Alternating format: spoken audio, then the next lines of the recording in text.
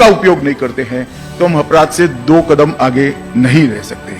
आज एक प्रकार से डीएनए के माध्यम से मेरी ध्यान में है 20-20 साल पुराने केस में आज सजा होने की शुरुआत हुई है। फॉरेंसिक ऑडिट से बड़े बड़े आर्थिक घोटाले भी अब बाहर आने लगे हैं और एक नए एरा में हमारी क्रिमिनल जस्टिस सिस्टम पहुंच रही है। बड़ा हर्ष का विषय है कि एक विजन के साथ कई सालों से भारत सरकार सुरक्षित, पारदर्शी और evidence based criminal justice system के निर्माण में लगी है। इसमें आज एक और कड़ी जुड़ने जा रही है। दिखने में तो महज 88 करोड़ की लागत से एफएसएल का निर्माण हुआ है, परंतु इस एफएसएल के सीएफएसएल के माध्यम से पश्चिम बंगाल, झारखंड, बिहार, ओडिशा, असम, सिक्किम और उत्तर पूर्व के सभी राज्यों को evidence based criminal justice system develop करने में एक होलिस्टिक अप्रोच की भूमिका का निर्वहन करने में मदद करेगा।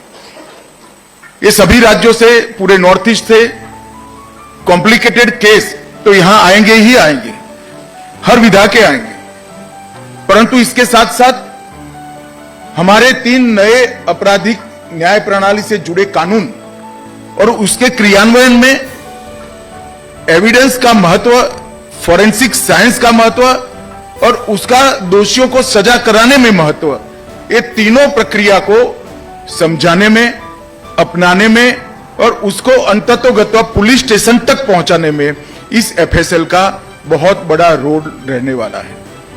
क्योंकि भारत सरकार ने समग्र देश के अंदर एक सीएफएसएल का जाला बुनकर 3-3, 4-4 राज्यों के क्लस्टर बनाकर वो 3-4 राज्यों के क्लस्टर की क्रिमिनल जस्टिस सिस्टम को एविडेंस बेस्ड बनाने का एक उपक्रम चालू किया है। अभी तो एफएसएल बनाने का काम है, उसके बाद भारत सरकार का गृह मंत्रालय एक सीएफएसएल और इसके अंतर्गत 4-5 राज्यों के क्लस्टर को ये पूरी सिस्टम होलिस्टिक अप्रोच के साथ किस तरह से डेवलप की जा सकती है, इनकी ट्रेनिंग किस तरह से की जा सकती है, इसका अभियोजन में उपयोग किस तरह से किया जा सकता है और सटीक से सटीक नतीजे जल्द से जल्द कैसे प्राप्त हो सकते हैं, ये सारी चीजों को आने वाले 1-2 साल के अंदर हम जमीन पर उतारेंगे। हम जनवरी 26 से एक क्लस्टर अप्रोच से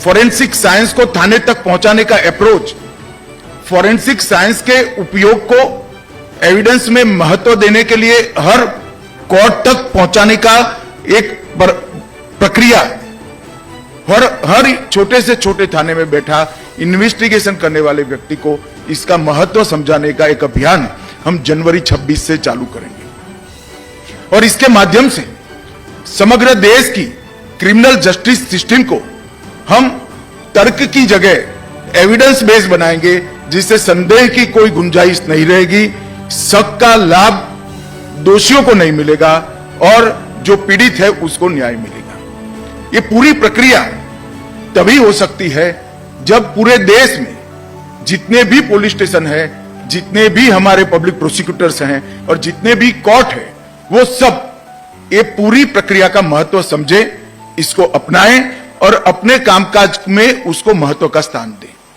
तो सेंट्रल फॉरेंसिक्स लेबोरेटरी का जो जाला बुनना हम चाहते हैं, उसके माध्यम से क्लस्टर अप्रोच से कॉम्प्लिकेटेड केस में विशेषज्ञों की मदद से निर्णय पर पहुंचना तो है ही, परंतु साथ साथ एक पूरी क्रिमिनल जस्टिस सिस्टम की न्याय प्रणाली में आमूलचूल परिवर्तन करना भी है।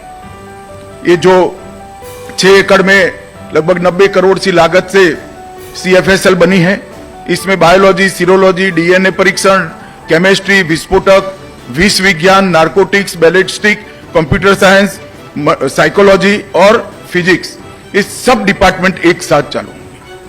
तो राज्य की एफएसएल में जहां तज्ञता की जरूरत होगी, विशेषज्ञ की जरूरत होगी, वो सारे केस यहां बहुत सरलता से ट्रांसफर भी होंगे और इसका उपयोग भी कर पाएगा। आज यहां पर नार्कोटिक्स संस्करण 2 और एक्सप्लोजिव संस्करण 2 का भी विधिवत रूप से विमोचन हुआ है। मुझे विश्वास के दोनों संस्करण देश भर की फॉरेंसिक साइंस लेबोरेटरी को कई सारे काम करने के लिए सरलता उपलब्ध कराएंगे। हम 21वीं सदी में जब हमारे ट्रांजैक्शन, कम्युनिकेशन, आइडेंटिटी और बेसिक डिटेल जब सब ऑनलाइन हो रहा है, एक जगह पे स्टोर हो रहा है, तो अपराध का स्वरूप भी इतनी ही तेजी से बदल रहा है। और ये बहुत जरूरी है कि अपराध को रोकने वाले अपराधी से 2 कदम आगे रहें। और इसमें अगर हम विज्ञान का उपयोग नहीं करते, स्पष्टता से युक्त कानूनों का उपयोग नहीं करते हैं, तो हम अपराध से 2 कदम आगे नहीं रह सकते। आज एक प्रकार से डीएनए के माध्यम से मेरी ध्यान में है 20-20 साल पुराने केस में आज सजा होने की शुरुआत हुई है। फॉरेंसिक ऑडिट से बड़े बड़े आर्थिक घोटाले भी अब बाहर आने लगे हैं और एक नए एरा में हमारी क्रिमिनल जस्टिस सिस्टम पहुंच रही है। Mobile forensic, call details analysis, app uses का ट्रेस और साइकोलॉजिकल प्रोफाइलिंग ने एक हमारी आपराधिक न्याय प्रणाली को नए एरा में पहुंचाने में बहुत बड़ा योगदान दिया है। मित्रों, जब मैं यहां आया हूं तब भारतीय न्याय संहिता, भारतीय नागरिक सुरक्षा संहिता और भारतीय साक्ष्य अधिनियम बीएनएस, बीएनएसएस और बीएसए उसको भी जरूर जिक्र करना चाहूंगा। ये भारत के लोगों द्वारा चुनी गई संसद ने भारत के लोगों के संविधान अधिकारों की रक्षा के लिए बनाए कानून। 160 साल पुराने अंग्रेजों ने बनाए हुए कानून को नरेंद्र मोदी जी के नेतृत्व में भारत सरकार ने खत्म कर नए भारत के नए कानून लेकर हम आगे बढ़े हैं और लोगों को न्याय दिलाने की दिशा में मैं मानता हूं कि ये एक क्रांतिकारी बदलाव है। अब प्रमाण के अभाव में निर्दोष दोषी निर्दोष नहीं छूट जाएंगे, इसका मुझे पूरा भरोसा है। ये कानून में आने वाले 100 वर्षों तक तकनीक में जितनी भी बदलाव आने की संभावनाएं हैं वो सभी को अभी से समाहित कर डेफिनेशंस बनाई गई हैं। क्राइम सीन इन्वेस्टिगेशन, ट्रायल, इस सभी में टेक्नोलॉजी के उपयोग को हमने कानूनी आधार दिया है और 7 वर्ष से ज्यादा 7 वर्ष या 7 वर्ष से ज्यादा जिस दफा में सजा है वो सभी के लिए फॉरेंसिक साइंस की टीम की विजिट को हमने कंपलसरी कर दिया है। नए कानून में हमने टेररिज्म की व्याख्या भी की है। इलेक्ट्रॉनिक साक्ष्य की स्वीकार्यता को भी कानूनी आधार दिया है, जिससे voice logs, digital voice message, कई सारे इलेक्ट्रॉनिक एविडेंस सब सजा कराने के काम में आएंगे। और पुलिस जांच में ऑडियो वीडियो रिकॉर्डिंग, फॉरेंसिक साक्ष्य की वीडियोग्राफी और डिजिटल रिकॉर्डिंग पूछताछ के दौरान इसको भी कानूनी आधार देने का काम किया है। सबसे बड़ी बात, इस कानून में न्याय समय पर मिले इसकी हमने चिंता की है। 60 दिन के अंदर चार्जशीट करने का प्रावधान है और मैं इसको लगातार मॉनिटर कर रहा हूं। लगभग 60% केसों में हमारे लोगों को सालों पुरानी आदत बदलकर अब 60 दिन के अंदर चार्जशीट होने लगा है। ये बहुत अच्छी उपलब्धि। 1 साल के भीतर 60% केसों का चालान 60 दिन के अंदर होना, ये बहुत बड़ी उपलब्धि है हमारे लिए। और जो विशेष प्रकार के केस हैं इसमें 90 दिनों में ट्रायल पूरा किया जाएगा। ट्रायल इन एब्सेंसिया, उससे देश छोड़कर भगोड़ा होकर विदेश में बैठकर अपराध कर कानून की रीच के बाहर जो रहते थे उनकी अनुपस्थिति में भी ट्रायल हम करेंगे, उनको सजा भी सुनाएंगे और सजा सुनाने के बाद अंतर्राष्ट्रीय समझौतों का उपयोग कर उनको वापिस लाने का भी हम काम करेंगे। यहाँ पर जो कोई भी पीड़ित है उसको फोन पर सभी प्रकार की सूचनाएं समय समय पर उपलब्ध होगी और उसको थाने के चक्कर न लगाने लग पड़े, इसकी हमने बहुत बड़ी व्यवस्था की है। और आज मैं बहुत फक्र के साथ कह सकता हूं कि 17,184 थाने सभी के सभी सीसीटीएनएस से जुड़े हुए हैं, ऑनलाइन है और सभी का डेटा एक साथ जनरेट है। और ये मॉनिटरिंग जो भारत सरकार का गृह मंत्रालय कर रहा है वो भी ऑनलाइन ही कर रहा है। इससे मालूम पड़ता है कि कितना बड़ा बदलाव हम बहुत कम समय में लेकर आए हैं और फॉरेंसिक्स जांच की जो हमने कानूनी वैधता तय की है, इसमें हमें फॉरेंसिक्स एक्सपर्ट्स भी चाहिए और सुविधाएं भी चाहिए। तो हमने भारत सरकार की ओर से हर जिले में एक फॉरेंसिक मोबाइल वाहन के लिए हर राज्य को सहायता ऑफर की है और करीब करीब ये पूरे देश भर में कई राज्यों ने एक एफआईआर का संख्या देखकर उन्होंने अपने आप बढ़ाए और इसके साथ हमने दूरदर्शिता के साथ कानून 24 में आया, 20 में हम नेशनल फॉरेंसिक साइंस यूनिवर्सिटी की स्थापना कर चुके हैं और अब 16 परिसर स्वीकृत हो चुके हैं, 7 स्थापित हैं, 8वां भी नागपुर में अस्थायी कैंपस में शुरू हुआ और बाकी के 8 प्रोसेस में है। और इसके अलावे 10 अतिरिक्त परिसर मतलब 26 परिसर करीब करीब हर बड़े राज्य में एक एनएफएसयू की कॉलेज हम बनाएंगे जिससे ट्रेन मैन पावर मिले। इसको बारीकी से अगर कोई स्टडी करे तो 26 परिसर से 36,000 विद्यार्थी डिप्लोमा, डिग्री और पीएचडी के साथ बाहर निकलेंगे और हमारी रिक्वायरमेंट साल की 30,000 तक की है। तो एक प्रकार से जितनी रिक्वायरमेंट है इतना ट्रेन ह्यूमन रिसोर्स बनाने का काम हम एडवांस में ही समाप्त कर चुके हैं और मुझे विश्वास है कि सारे बच्चे जो बाहर निकलेंगे वो एक नई ऊर्जा के साथ, नए विश्वास के साथ हमारी आपराधिक न्याय प्रणाली को कंट्रीब्यूट करेंगे। मैं सीएसएफएल की बात करूं तो सीएफएसएल पुणे बायोलॉजी और केमिकल फोरेंसिक्स में बहुत आगे बढ़ चुका है। सीएफएसएल भोपाल, गुवाहाटी और जम्मू वो भी अच्छे तरीके से एक्टिवेट हो चुके हैं।